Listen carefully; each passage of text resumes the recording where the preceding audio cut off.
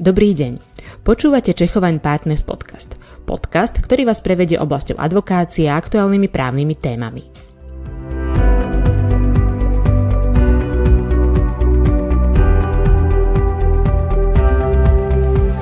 Naša kancelária sa dlhodobo venuje ochrane oznamovateľov, tzv. Whistleblowingu.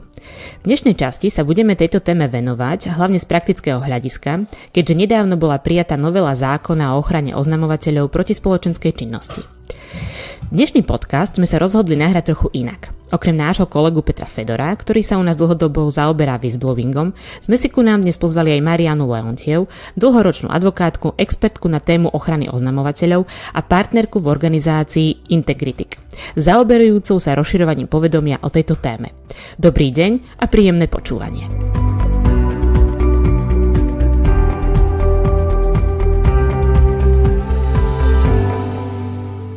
Ahoj Mariana, vítajú nás. Ahoj Peťo, ďakujem veľmi pekne za pozvanie. Téma whistleblowingu nie je na Slovensku žiadnou novinkou. Poďme si najskôr teda krátko povedať, prečo vlastne máme túto právnu úpravu a čo nám a aj celej spoločnosti môže priniesť.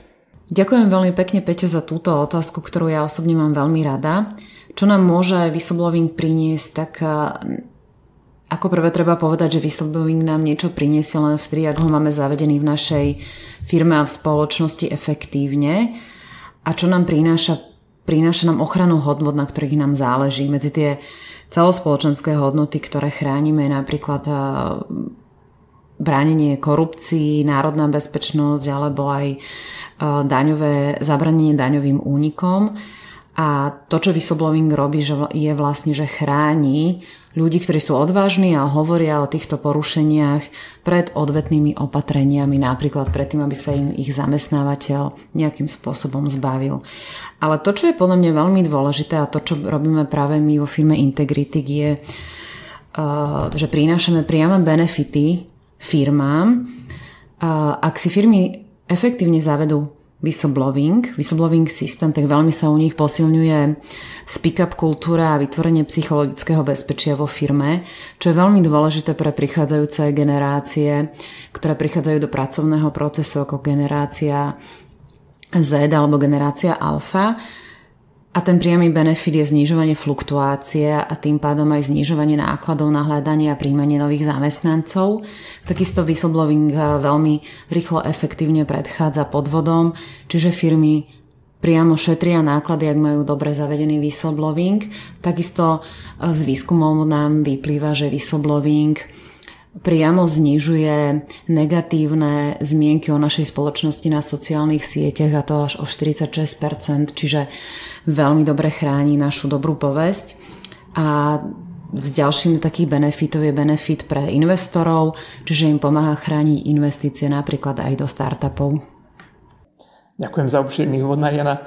Poďme trošku do hĺbky a do slovenských reálií. Povedz prosím našim poslucháčom, aké najrelevantnejšie zmeny nám prináša naša slovenská novela zákona. Novela podstatným spôsobom zmenila nazeranie na whistleblowing, na ktorý sme boli na Slovensku zvyknutí. Významne sa osobne a vecne rozšírila pôsobnosť zákona. Ochrana sa podľa zákona poskytuje teraz osobám nielen v pracovnoprávnom pomere, ale aj v inom obdobnom pomere a rozširuje sa nám to o SZČO, praktikantov, aktivačných pracovníkov, dobrovoľníkov, ale čo je pre nás veľmi dôležité, pre zmluvných partnerov, ktorí nám poskytujú služby, dodávajú tovar alebo stavebnú činnosť. Takisto sa ochrana rozširuje aj na osoby, ktoré vykonávajú práva súvisiace s účasťou, správou alebo riadením právnickej osoby, čiže napríklad konatelia a podobne. Je to naozaj významná zmena, s ktorou treba počítať a treba k tomu prispôsobiť aj systémy, ak ich už máme zavedené v spoločnosti. Ochrana, alebo teda definícia oznamovateľa sa rozširuje aj na osoby, ktorých pracovnoprávny alebo iný obdobný vzťah už skončil, ešte nevznikol, aj na anonymné oznámenie, ak bola odhalená totožnosť oznamovateľa. Čiže tu si treba uvedomiť, že tú ochranu používajú osoby, napríklad uchádzači o prácu, alebo súťažiaci v tendroch, alebo naše nejaké iné subjekty, s ktorými sme v predzmluvných vzťahoch. Čo sa týka ochrany tá sa poskytuje už nielen oznamovateľovi a klasicky blízkej osobe, ale aj osobe, ktorá pomohla s oznámením. A toto je dôležité, fyzickej osobe, podnikateľovi alebo právnickej osobe ovládanej oznamovateľom, ak je členom takejto osoby alebo pre ňu vykonáva pracovnú činnosť. Toto sú naozaj ako veľké posuny. Treba si uvedomiť, že naozaj odchádzame len od ochrany toho zamestnanca a ideme k ochrane a dokonca nielen fyzických osôb, ale aj fyzických osôb podnikateľov a právnických osôb. Taká významná zmena je aj zákaz externého preverovania oznámení u zamestnávateľov, ktorí majú viac ako 250 osôb. A bohužiaľ naozaj významne sa nás zvýšili pokuty, dokonca pokuty môže úrad na ochranu oznamovateľov udeľovať až do výšky 200 000 eur. To je v prípade, ak opakovanie bez súhlasu úradu urobí pracovnoprávny úkon voči oznamovateľovi. Tie pokuty sa zvýšili naozaj výrazne. Ja len pripomeniem našim poslucháčom, že na našom webe Čecho.sk môžu nájsť detailný prehľad najvýznamnejších zmien. Ale poďme teraz naspäť k nášmu podcastu. Mariana, v právnych kulároch kolujú také názory, že táto novela iba znovu pridáva ďalšie administratívne povinnosti pre zamestnávateľov, ale že zásadnejšie v boji proti korupcii nepomôže. Podľa tvojej skúsenosti, myslíš si, že táto novela naozaj prinesie silnejšiu ochranu oznamovateľom? Tak to je naozaj veľmi dobrá otázka, ktorá tne do živého. U nás na Slovensku, ale teda aj v iných krajinách máme problém hlavne s tým, že väčšina organizácií robí whistleblowing len formálne a naozaj nie je využívaný jeho potenciál a benefity, ktoré sme už spomínali na začiatku. Napríklad Úrad na ochranu oznamovateľov zistil, že 2/5 firiem v súkromnom sektore síce splňajú všetky náležitosti zákona, ale v roku 2021 dostalo oznámenie len 4% spoločnosti. A teda, že zamestnanci v súkromnom sektore whistleblowing naozaj nevyužívajú. A tým dôvodom má byť podľa úradov hlavne to, že tieto firmy nevykazujú indikátory aktívnej podpory zamestnancov v oznamovaní.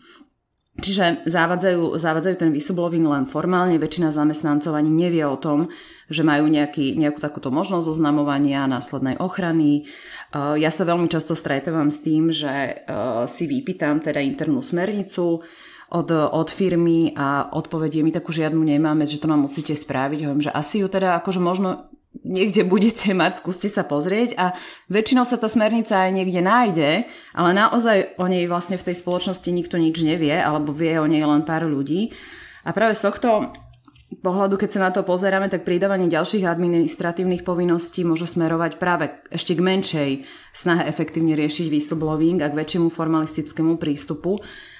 A vidíme to už v praxi a veľmi sa obávam, že sa z whistleblowingu môže stať druhé GDPR, teda niečo, čo naozaj veľmi nechceme, musíme to urobiť, urobíme to formálne, dáme si vypodpisovať absolvovanie školení a po 5 rokoch, tak ako pri GDPR, si odborníci povedia, že je to premárnená šanca.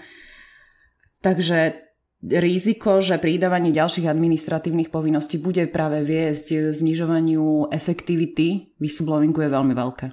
Áno, úplne s tebou súhlasím. Poďme teraz ale k niektorým praktickým alebo právnym otáznikom. Predtým, než sa ja začnem bombardovať konkrétnymi dopytmi, vo všeobecnosti s akými nejakými praktickými alebo právnymi ťažkosťami sa v súvislosti s nedávnou novelou najčastejšie stretávaš? Tých problémov a hlavne praktických otáznikov je naozaj veľmi veľa. Pri otázkach whistleblowingu a zavádzania interných systémov. Takou jednou z najväčších praktických otáznikov je zodpovedná osoba, ktorá musí byť podľa zákona vymenovaná. Tam sú otázniky hlavne, čo musí vlastne spĺňať, aké má mať predpoklady, ako vyberieme zodpovednú osobu, aký môže mať súbeh s inými pracovnými úlohami, aby nedochádzalo ku konfliktu záujmov. Často sa ľuďmi zodpovednými osobami stávajú personalisti, čo si myslím, že je úplne nevhodné, lebo tam veľmi rýchlo môže dojsť ku konfliktu záujmu. Zodpovedné osoby musia riešiť rôzne otázky majú napríklad povinnosť podať trestné oznámenie v súvislosti s oznámením, na druhej strane sú viazané pokynmi štatutárov a tieto záujmy sa môže u nich veľmi protichodne zbiehať. Čiže na jednej strane je to zodpovedná osoba a na druhej strane sú to naozaj jej úlohy, z ktorých najdôležitejšia je, a naozaj to na ňu kladie neprimerané nároky, rozhodnúť. A toto sú vážne právne otázky, s ktorými sa ani my odborníci nevieme zatiaľ ich vyriešiť, a to je triáž nejakých informácií alebo oznámení, podnetov, ktoré prichádzajú do spoločnosti a prichádzajú z odpovednej osobe a tá musí urobiť triáž, že či ide o oznámenie podľa zákona o whistleblowingu, alebo ide o nejakú sťažnosť podľa zákonníka práce alebo nejaký iný podnet. A vlastne ako keby ďalší život týchto oznámení sa podľa tejto triáže veľmi líši. A tu sa aj podľa prieskumov hlavne zodpovedné osoby naozaj sťažujú, že sú ako keby už v pozícii sudcu, že musia rozsúdiť, že o aký napríklad, keď je tam podozrenie z trestného činu, aký trestný čin ide, a na základe toho potom postupuje podľa zákona o whistleblowingu. Toto myslím, že na nich kladie úplne neprimerané nároky. A ďalšia taká otázka, veľmi často spomínaná, je používanie skupinových a vlastných kanálov pri dcerských spoločnostiach, hlavne pri nejakých väčších korporátnych štruktúrách. Tu má Európska únia vydáva nejaké stanovisko, že musíte mať aj skupinový kanál, aj svoj vlastný kanál. Rôzne krajiny v Európskej únii si to upravujú rôzne, napríklad Nemecko v rozpore s touto primárnou líniou Európskej únie si prijalo národnú legislatívu, ktorá hovorí, že stačí, keď budete používať skupinové kanály oznamovania. A v princípe jeden z takých základných praktických problémov je kanál, cez ktorý sa oznamuje zamestnávateľovi. Veľmi veľa spoločností používa vlastne nejakú telefonickú linku, osobné rozhovory, to je v poriadku, ale ten kanál musí byť prístupný 24 hodín 7 dní v týždni a na to sa využíva väčšinou e-mail, ale podľa nášho názoru e-mail nespĺňa tie bezpečnostné predpoklady, ktoré by mal spĺňať a vôbec už veľmi komplikovaná je potom evidencia tých podnetov, čiže na to by som chcela hlavne upozorniť, že e-mail nie je dostatočný. A myslím si, že riešenie je práve v online platformách, ktoré sú veľmi pekne škálovateľné, vôbec nie sú drahé a vynikajúco fungujú aj pri evidencii. Naozaj tých praktických a právnych otáznikov je viacero a nevždy sa názory zhodujú. Ja sa ale pristavím pri tom, čo si už načetla, a to je ten skupinový versus lokálny kanál oznamovania. Od septembra u nás platí pravidlo, že ak má slovenský zamestnávateľ do 250 zamestnancov, môže si určiť aj externú zodpovednú osobu, ktorá teda môže oznámenia aj preverovať, nielen prijímať a potvrdzovať. No, zákon ale sám hovorí, že tým nie je dotknutá povinnosť mať určenú internú zodpovednú osobu. Dôvodová správa to potvrdzuje a konštatuje, že naďalej zamestnávateľovi zostáva povinnosť vykonávať preverovanie oznámení aj s zodpovednou osobou v rámci jeho organizácie. Teda, na čo je vlastne v zákone táto výnimka pre, nazvime ich, stredných zamestnávateľov? Cieľom mal byť predsa hlavne akási nákladová efektívnosť, alebo mi niečo uniká? Tak toto asi je otázka na Úrad na ochranu oznamovateľov, keďže viem, že tú výnimku tam dávali oni. Ale aby sme si to teda uviedli na pravú mieru, čiže zamestnávateľ má 250 zamestnancov, on si nemôže určiť externú zodpovednú osobu, musí ju mať interne. Môže alebo nemôže si zamestnávateľ dohodnúť výkon niektorých činností cez outsourcing. A podľa mňa tento prístup, ktorý my sme dali do zákona, teda nie je vôbec šťastný, pretože ak sa bavíme o preverovaní podnetov, to, čo niekedy už voláme vyšetrovanie, tak práve to je tá ako keby najzložitejšia, najnáročnejšia činnosť v tom celom whistleblowingu z môjho pohľadu a môžu ju robiť naozaj len veľmi skúsení a odborne zdatní ľudia, ktorí zároveň nie sú v žiadnom konflikte záujmov. Čiže napríklad, keď si to takto veľmi rýchlo zoberieme, tak ani nie je úplne vhodné, aby to robila zodpovedná osoba v rámci nejakých firemných štruktúr. Práve zavádzanie ako takýchto obmedzení zase len zvádza k ďalšiemu formalizmu a už to vidíme, že tie otázky sa točia hlavne okolo toho, že ako je možné urobiť externé preverovanie tak, aby sme boli v súlade so zákonom, ktorý nám to vlastne zakazuje. Dá sa to urobiť cez nejaké poradenské služby a tak ďalej. Čiže ja si myslím, že tuto sa zase dostávame k nejakému nepochopeniu tej myšlienky, toho fungovania zamestnávateľov a dávame na nich úplne zbytočnú záťaž. Zase na druhej strane nie sme ako v Európskej únii jediní. Ten zákaz tej externej zodpovednej osoby je nielen na Slovensku, ale napríklad aj v Rakúsku. Na druhej strane napríklad Nemecko a Česko akože úplne uvoľnili tieto obmedzenia a outsourcovať sa dá úplne ako keby, že môžete mať externú zodpovednú osobu. Úplne rozumiem, len sa mi zdá, že sme znovu smernicu implementovali možno trošku širšie, než bolo potrebné. Poďme ale na inú tému. Stretol som sa takisto s názorom, či zákonná ochrana nie je niekedy až príliš široká. Uvedím konkrétny príklad. Závažnou protispoločenskou činnosťou je aj správny delikt, za ktorý možno uložiť pokutu s hornou hranicou vo výške najmenej 30 000 eur. To ti hovorí whistleblowerský zákon. Zákon o inšpekcii práce ti len generálne hovorí, že za porušenie akéhokoľvek pracovnoprávneho predpisu môže inšpektorát práce zamestnávateľovi uložiť pokutu do 100 000 eur. A teraz akúkoľvek pracovnoprávnu, myslím teraz v úvodzovkách banalitu, ktorú oznamovateľ nahlási inšpektorátu práce, vymyslím si, zamestnávateľ nesprávne vypláca strávne lístky vo výške XY. V zásade takúto banalitu v úvodzovkách automaticky môžeš podradiť o oznámenie o závažnej protispoločenskej činnosti. A teda zamestnancovi by mal byť priadený status chráneného oznamovateľa.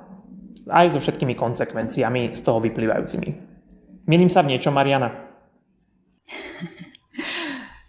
Určite sa v tomto nemýliš. A tu myslím si, že ani nie je nejaká diskusia, že tu je taká všeobecná zhoda, že tá ochrana na Slovensku je príliš široká. Je to dôsledok toho, ako sa vlastne prijal ten úplne prvý zákon v roku 2014 a my sme s tým zatiaľ a hlavne pri transpozícii tej poslednej smernice nevedeli urobiť nič, pretože smernica zakázala, to je článok 25 odsek 2 smernice, zakázala zníženie úrovne ochrany. A presne smernica vyslovene hovorí, vykonanie tejto smernice nesmie byť za žiadnych okolností dôvodom na zníženie úrovne ochrany, ktoré členské štáty priznávajú. A teda my vieme, aj úrad si to uvedomuje, že tá ochrana je príliš široká. Teraz sme s tým nič nemohli urobiť a ja dúfam, že v budúcnosti s tým úrad niečo urobí. Poďme teraz krátko ku činnosti samotného whistleblowerského úradu na Slovensku. Ako hodnotíš jeho činnosť, s čím sa tento najviac borí, aké máš skúsenosti? Ja hodnotím to fungovanie toho úradu hlavne v porovnaní s inými úradmi na Slovensku veľmi pozitívne a chcem oceniť teda hlavne jeho proklientský prístup, s ktorým som sa stretla, teda vysokú ochranu oznamovateľov, ale čo je veľmi ako významné iné od ostatných orgánov na Slovensku, je výskumná činnosť, ktorú robia a ktorou nám dávajú relevantná dáta, ako whistleblowing funguje, respektíve nefunguje na Slovensku. Na druhej strane myslím si, že teraz nastáva ten čas, keď úrad bude musieť aktívnejšie pristúpiť k plneniu úloh hlavne voči zamestnávateľom a hlavne tých kontrolných. My sme si mysleli na začiatku, že to pôjde aj bez nejakej zásadnej kontroly, ale bohužiaľ to nejde. Úrad má už dáta k tomu, že ako sú zavádzané systémy, hlavne v tej súkromnej sfére, to nie sú veľmi pozitívne čísla a bude musieť pristúpiť ku kontrole. Úrad má za sebou prvé 2 roky fungovania a myslím si, že teraz sa bude musieť začať pozerať na to, že tú tému whistleblowingu bude musieť dávať do pozornosti zamestnávateľom a samosprávam a bez vlastne ich aktívneho prístupu to nepôjde ďalej, nebude sa dať posunúť tá téma vpred. A čo sa týka tých kontrol, ktoré som spomínala, tak úrad už aj avizuje, že tie kontroly začne robiť. Samozrejme, úrad sa borí teda hlavne s kapacitnými problémami a ja mu veľmi držím palce, aby aj tú ďalšiu fázu, do ktorej teraz vstupujú, zvládli tak dobre ako svoj rozbeh. Určite mu držím palce a ja tiež môžem za seba potvrdiť, že mám zatiaľ skôr pozitívnu skúsenosť s jeho fungovaním. Ale zastavme sa teraz na chvíľku pri tom obrovskom návale práce a nedostatku kapacít na úrade. V tomto kontexte zákon dosť šibenične uvádza, že o žiadosti zamestnávateľa o udelenie súhlasu s pracovnoprávnym úkonom musí úrad rozhodnúť bezodkladne, najskôr do 30 dní. V praxi sa nám ale stáva, že si úrad jednostranným rozhodnutím túto lehotu predĺžuje, a to s odkazom na nejaké všeobecné ustanovenia správneho poriadku. Povedz, Mariana, nie je náhodou táto 30-dňová lehota fixná? No v tomto ja súhlasím s tebou, myslím si, že tá lehota je fixná, ale súhlasím s tebou aj v tom, že tá lehota je pre ten úrad v niektorých prípadoch veľmi šibeničná. Na druhej strane si myslím, že promptné riešenie takýchto žiadostí na strane zamestnávateľa je veľmi potrebné. A ja verím, že úrad s touto lehotou už mentálne pracuje na tej úrovni, že vedia, že si musia zadefinovať kritériá, kedy môžu predĺžovať lehotu a ako dostať včas teda všetky potrebné vyjadrenia a podklady, ktoré na to rozhodnutie potrebujú, a takisto očakávam, že toto bude jedna z najbližších zmien v zákone. Skúsme ešte jeden konkrétny príklad. Predstav si, že si zamestnávateľ, požiadaš úrad o žiadosť o udelenie súhlasu s výpovedou voči chránenému oznamovateľovi. Príde ti počase pozitívne rozhodnutie. To znamená, že môžeš udeliť výpoveď napríklad. V praxi sa nám ale už stalo, že samotná doložka právoplatnosti rozhodnutia zamestnávateľovi došla niekedy až cca o mesiac na to. Musí zamestnávateľ čakať na vystavenie tejto doložky právoplatnosti a vykonateľnosti, alebo môže konať bezodkladne po tom, čo mu bolo prvýkrát doručené to pozitívne rozhodnutie? Čo by som urobila ja v tomto prípade, a práve preto, že tu máme tento úrad, tak by som ho hneď proaktívne kontaktovala, pretože z mojej skúsenosti je ten prístup úradu proklientský a verím tomu, že by urobili maximum preto, aby to vyriešili. Ale ak sa teda pýtaš, ako čakať alebo nečakať, tak keby som bola podnikateľ, tak by som nečakala, a ak by som bola advokát, ktorý má radiť podnikateľovi, tak by som povedala, že čakať. To si mi dala teda takú krásne nejasnú odpoveď. Určite treba, v tomto prípade si myslím, že úrad veľmi promptne zareaguje, určite ho treba proaktívne skontaktovať a oni budú konať. Ďakujem. Poďme na našu záverečnú otázku. Úvahy do budúcna. Ak vôbec, kde vidíš priestor na úpravu zákona do budúcna? Myslím si, že toho priestoru je veľmi veľa. Viem o tom, že úrad má veľa návrhov, ktoré chcú do zákona zapracovať. My sme niektoré aj spomínali, sú to nejaké lehoty a hlavne tá príliš široká vecná pôsobnosť ochrany. Myslím si, že ale to, s čím sa bude vlastne celá táto právna úprava stále boriť, je práve nachádzanie toho balancu medzi primeranosti záťaže zamestnávateľa a to už nie je o právnej úprave, ale o nás všetkých, aj o nás právnikov, aby sme nepristupovali vlastne k implementácii a k celému tomuto whistleblowingu príliš formalisticky, ale stále sa pozerali na tie benefity pre spoločnosť. A ak sa nechceme pozerať na benefity pre spoločnosť, tak sa hlavne pozeráme pre benefity pre toho nášho klienta ako firmu. Pretože ten whistleblowing mu môže naozaj doniesť reálne benefity a to by mala byť tá hlavná motivácia. Aj my ako advokáti by sme sa nemali naozaj zužovať len na to, že spravíme nejaký interný predpis, ktorý nikto poriadne neuvidí. A my by sme mali mať tiež ambíciu, aby ho niekto prečítal a aktívne implementoval. Ďakujem za odpoveď. Mám asi ďalších 1500 otázok, ktoré by som s tebou rád prediskutoval. Na to, že len nemáme čas. Mariana, ďakujem krásne za tvoj čas a že si k nám prišla. Ja ďakujem veľmi pekne za pozvanie a chcem len povedať, že my sme sa spoznali veľa rokov dozadu a bolo to práve na jednom seminári o whistleblowingu a som rada, že sme sa teraz stretli v tomto podcaste a mohli sa o tom zase s odstupom možno aj 6-7 rokov porozprávať.